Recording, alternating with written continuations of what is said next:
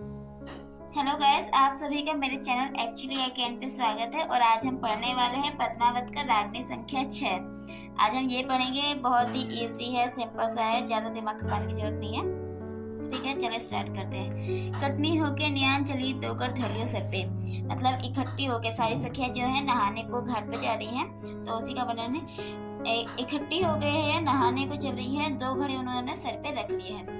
गीत गाती चलेगी सब लगन लगायो हर पे, और सभी गीत गाते हुए घाट पे जा रहे हैं। सिर चोटी के लगा बोरल साहर और डांडे वाली। अब उसके सर पे जो चोटी है, साथ ही मांग टीका लगा हुआ है, और उन्होंने सिर पे चूड़ा बना रखा है, और उसी के ऊपर से चुन्नी जा रही है, तो वो पीछे से नुकीला सा दिखता है। सांख्य में स्याही, आँखें में स्याही, नाम में नथली, जुल्फ काली नागिन सी। आंखों में स्याही मतलब आंखों में काजल है, नाम में नथली मीन्स नाक में नथली है, और जुल्फ जो है काली नागिन जैसी है। किसकी? उन सभी सखियों की, जो सभी युवतियां घाट पे नहाने जा रही है। फिर आगे है चीर पे ओढ़िया, सिर पे ओढ़िया, चीर जरी का मध जोबन का पाली। अब सिर पे जो उन्होंने चीर मतलब कपड़ा ओढ़ा है वो जरी का है, और उनका जो शरीर है एकदम जोबन बिल्कुल साफ झलकता है। दामन ऊपर पड़ी तागड़ी छबे में ताली। अब उन्होंने क्या है, दामन मतलब होता है घाघरा, ठीक है। तो उन्होंने जो घाघरा पहना हुआ है उस पे तागड़ी डाली हुई है, मतलब कमरबंद होता है, और उस पे चाबी का छल्ला है। धूर चलन तो धो हुरा आली जो पड़े तावली नर पे। अब यहाँ पे कह रहे हैं कि कोई धूर्त व्यक्ति अगर उनको कोई घूर ले तो मानो जैसे कि उस नर के ऊपर तबाही आ जाए, तो ऐसा उन्होंने वर्णन किया है। ठीक है, मतलब एक तरह से तुलना ही कर रहे हैं। भोली सकल अकलबंद पूरी ना ठंडी ना माड़ी। अब यहाँ पे क्या है कि भोली सकल है वो सभी युवतियां जो नारियां मतलब घाट पे नहाने को जा रही हैं, उन सभी के सकल क्या है, भोली है, और वो बुद्धिमता में एकदम पूरी है, और मतलब उनके सौंदर्य का कुछ वर्णन कह नहीं सकते कि वो अपने सौंदर्य में बिल्कुल पूर्ण है। फिर सबके धर्म बांध खातिर गजब रेशमी साड़ी, और फिर नहाने के बाद बांधने के लिए सबने गजब की रेशमी साड़ी रखी हुई है। वो रेशमी साड़ी आएंगी तो नहा के पहनेंगी। रेशमी कुर्ता कोहनिया तक की आधी भुजा उघाड़ी। अब उन्होंने रेशमी कुर्ता पहना हुआ है, और जो क्या है कोहनी तक है, और आधी भुजाएं जो है खाली है। सरबती चूड़ी नरम कलाई चले टेम सिर नाड़ी। और सरबती चूड़ियाँ, चूड़ियों के लिए यहाँ पे ये वर्ड यूज किया गया है कि उनकी जो चूड़ियाँ पहनी हुई है, सरबती चूड़ियाँ पहनी हुई है, और उनकी नरम कलाइयों में बहुत ही अच्छी लग रही है। ठीक है। परिया कैसा तीजन छागे इंद्र कैसे नगर पे।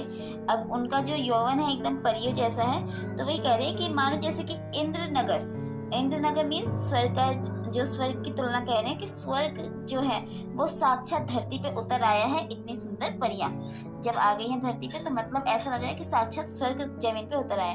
राम भजन का शौक लग गया सबके बालपन में। अब सभी को क्या है, राम भजन का शौक लग गया, चूंकि सभी तो युवतियां जो है अभी किशोरावस्था में 20-19 की होंगी, तो शायद से उनका भी बालपन ही माना हो, क्योंकि हमारे कवि ने उससे बालपन ही माना है। तो वही कह रहे हैं कि सभी को बालपन में राम भजन का शौक लग गया है। कर स्नान भजन करने का करिया संकल्प मने। उन्होंने संकल्प किया हुआ है कि भजन करने जाएंगे, मतलब स्नान करने जाएंगे तो भजन करते हुए ही जाएंगे, तो उन्होंने संकल्प किया हुआ है। किसी चीज की कमी नहीं थी सखियों के तीजन में। अब सखियों का तीजन मतलब सखियों का जो यौवन है, उनमें जो सुंदरता है, खूबसूरती है, ठीक है, वो उनमें बिल्कुल भी कमी नहीं थी, मतलब पूरी एकदम कहते हैं ना सौंदर्य से परिपूर्ण थी। फिर आगे क्या कहते हैं, 16 कला भरपूर खिलिया पूनम के साथ चांद गगन में। कहते हैं ना यौवन की 16 कलाएं होती हैं, तो वही कह रहे हैं कि 16 कलाओं से एकदम भरी पूरी वो सारी सखियां थी, मानो जैसे कि पूनम का जो चंद्रमा है वो गगन में उतर आया है। क्योंकि पूनम का जो चांद होता है वो अपनी पूरी चांदनी के साथ होता है, वो पूरी अपनी 16 कलाओं के साथ आकाश में विद्यमान होता है उस टाइम पे। तो यहाँ पे वही तुलना की गई है 16 कलाओं को पूनम के चांद से, जो कि सखियों में हैंगी। फिर आगे झाल लगाती ताल के तन में मैं झिलक रहे जिगर में। अब मतलब क्या सर, इसका मतलब क्या है, झाल लगाती ताल की तन में सिलक रहे जिगर में, मीन्स कि जैसे ही तालाब में जैसे उतरती है तो शीतलता, चूँकि पानी जो है तालाब का बहुत ही ज़्यादा ठंडा है, शीतलता से भरा हुआ है, तो मतलब शरीर में ना एकदम एक सुकून की अनुभूति सी होती है। थोड़ा तीखापन सा लगता है। फिर जिगर में जो है जो अनुभूति होती है वो एकदम शीतलता की, मानो जैसे शरीर में एकदम तन बदन जो है शीतल हो चुका है, तो मन में भी एक प्रकार की शीतलता घुस जाती है। फिर आगे, फिर यहाँ पे नेक्स्ट है, गोरी सांवली श्याम वर्ण के सुधराए बाण दिखे। इसका मतलब है कि गोरी सांवली और श्याम वर्ण वाली, ठीक है, गोरी सांवली और श्याम वर्ण वाली जो है सुखिया, वो सुंदर कपड़ों में, ठीक है, सुंदर कपड़ों में, सुथराए कपड़े में बहुत ही सुंदर दिख रही थी। पद्मावत पे ईश्वर राजी जोबन ज्ञाना दिखे। अब पद्मावत जो है वो हमारी कहानी की नायिका है। नायिका का नाम है पद्मावत, ठीक है, और जो नायक है, नायक का नाम है रणवीर, ठीक है। तो पद्मावत पे ईश्वर राजी, पद्मावत पे ईश्वर की कृपा है, जो उसका जो यौवन है वो बहुत ही ज्यादा सयाना है, बहुत ही सुंदर है, ठीक है। किसी बेईमान ने दर्शन हो जाए ते मौत ठिकाना दिखे।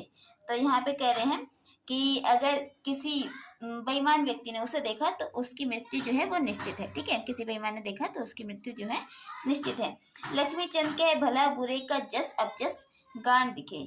अब यहाँ पे लक्ष्मी चंद जी क्या कहते हैं कि भले बुरे का यश और अपयश स्पष्ट ही दिखाई देता है। लक्ष्मी चंद बुरे, भला और बुरे दोनों का जस और अपजस मतलब स्पष्ट रूप से दिखाई देता है। पास तखत के जाना दिखे धर्मराज के घर पे। अतः हमें यमराज के पास अंत में जाना होता है, इसलिए हमें अपने भले और बुरे कामों का हिसाब किताब पहले से ही रखना चाहिए, और वहाँ पे भी हमारा हिसाब किताब होता है। तो मतलब मोस्टली देखा जाए तो लक्ष्मी चंद जी के जितनी भी रागनी है, पहले तो वो कहानी जो भी उनकी स्टोरी होता है वो स्टोरी का वर्णन करते हैं, फिर एंडिंग में आते आते ये अपना वर्णन तो जरूर करते हैं। लक्ष्मी चंद, इससे पहले गुरु का आया था गुरु मान सिंह, और एंडिंग में आके ये भगवान जी, किसी भगवान का, हरि कृष्ण या फिर यमराज, यहाँ पे यमराज जी का इन्होंने वर्णन किया है ना। तो आपने ये चीज़ नोटिस की होगी कि लक्ष्मी चंद जी अपनी कहानी स्टार्ट तो करते हैं बहुत सुंदर तरीके से, लेकिन जब एंडिंग करते हैं तो एंडिंग में आते आते वो किसी ईश्वर का नाम जरूर लेते हैं। ओके, सो गाइस, अब नेक्स्ट वीडियो में हम इसका नेक्स्ट पार्ट पढ़ेंगे। ओके, तब तक के लिए थैंक यू, धन्यवाद। और आपने ये वीडियो देखी, आपका बहुत बहुत शुक्रिया। और अगर आपको इस वीडियो में कुछ समझ में नहीं आता है तो आप मेरे को कमेंट कर सकते हैं। थैंक यू, और मेरे चैनल को लाइक, सब्सक्राइब और कमेंट करना मत भूलना।